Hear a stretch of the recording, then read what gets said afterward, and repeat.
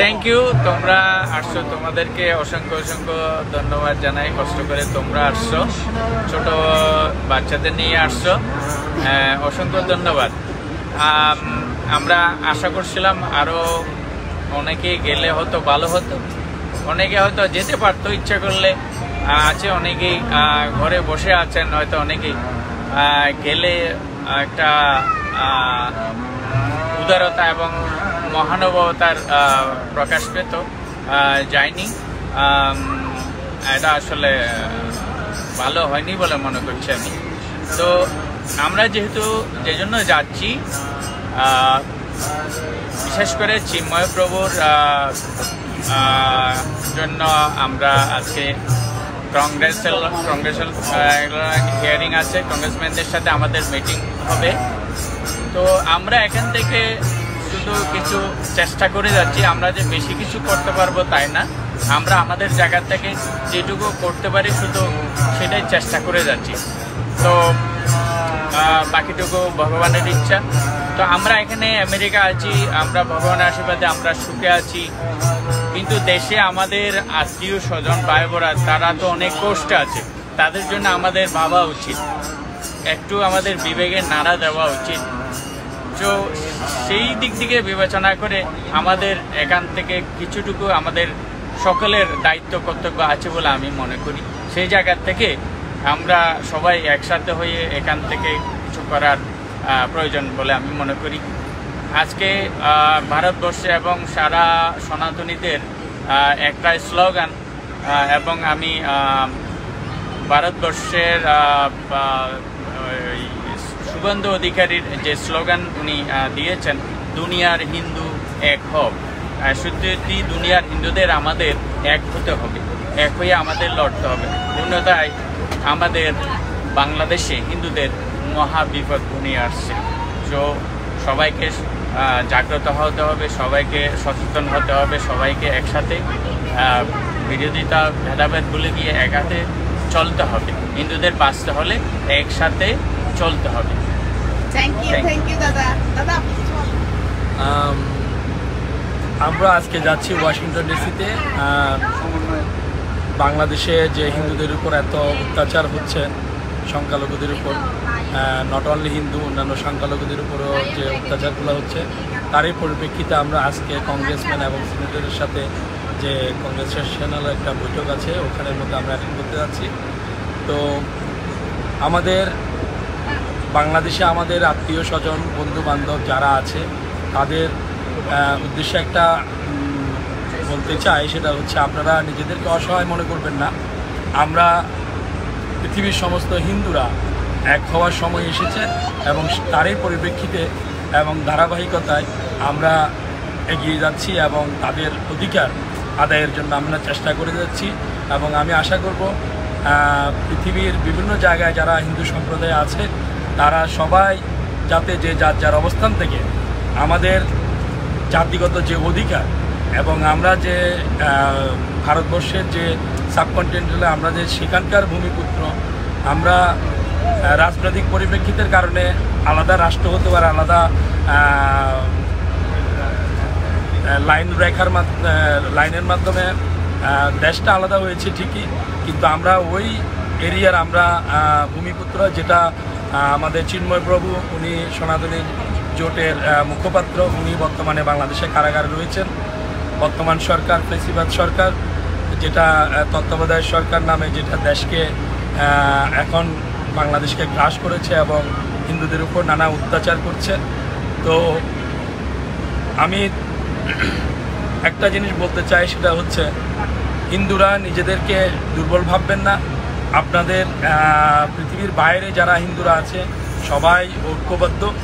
আমরা পৃথিবীর বলতে গেলে দ্বিতীয় শক্তিশালী জাতি এবং আমরা আমাদের অবস্থান থেকে আমরা হিন্দুদের অধিকার আদায় করে ছাড়ব। তো সবাই আজকে যারা আসছে সবাইকে অনেক ধন্যবাদ, এবং যারা আসেনি তাদের প্রতি আমাদের শ্রদ্ধাবোধ আছে এবং আমরা আশা করব ভবিষ্যতে আপনারা আমাদের বিভিন্ন কারণে, কাজের কারণে হোক, বাচ্চাদের টেক কেয়ার কারণে হোক আসতে পারেননি, তারাও আমাদের সাথে একাত্মতা প্রকাশ করবেন এবং ভবিষ্যতে আপনাদেরকে আমরা পাশে পাবো এটাই কামনা করছি। ধন্যবাদ সবাই।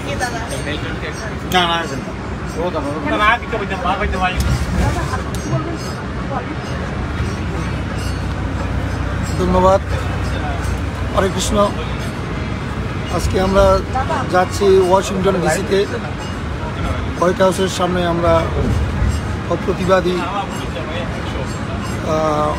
প্রতিবাদ করার জন্য আমাদের সনাতনীর মহানায়ক চিন্ময় কৃষ্ণদাস প্রভুর মুক্তির দাবিতে। চিন্ময় কৃষ্ণদাস এমন একজন ব্যক্তি যে 1971 সালের পর থেকে আমাদের যত সনাতনী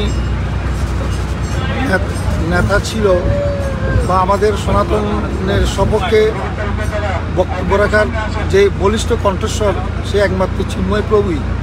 চিন্ময় প্রভুর বক্তব্যে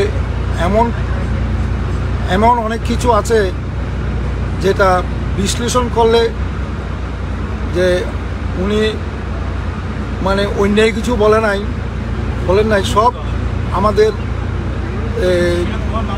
হিন্দুদের অস্তিত্ব রক্ষার জন্য, অস্তিত্ব রক্ষার এবং হিন্দুদের স্বার্থে হিন্দুরা যেভাবে মানে সংখ্যালঘুরা আমরা কীভাবে সুন্দরভাবে বসবাস করতে পারি তারই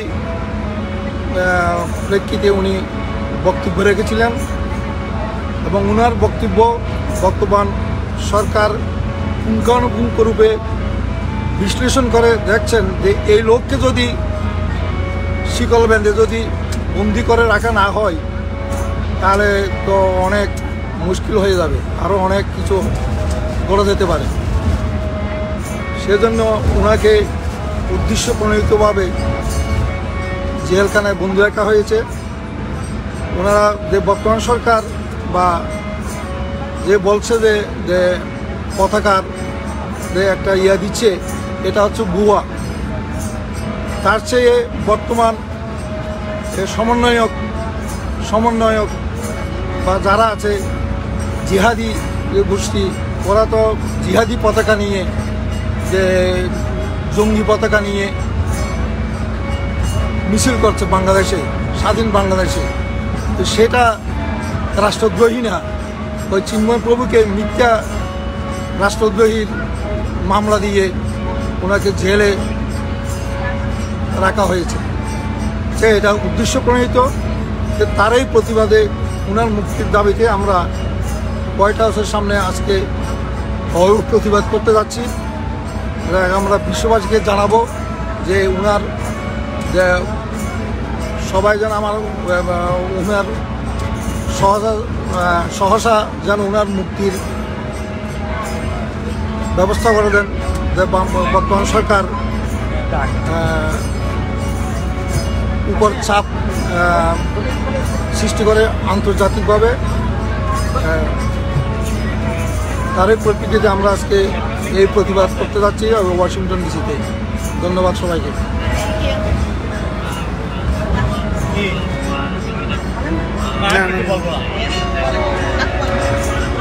ধন্যবাদ প্রিয়াঙ্কা। আমি একটা কথা বলে আমার বক্তব্য শেষ করব। আপনাদেরকে বলতে চাই, আমরা অস্ত্র জমা দিয়েছি কিন্তু ট্রেনিং জমা দিই। মনে রাখবেন, আজকে আমরা যাচ্ছি, জেলের তালা ভাঙবো, চিন্ময় প্রভুকে আনবো, এই বলে আমার বক্তব্য শেষ করছি। সবাইকে ধন্যবাদ।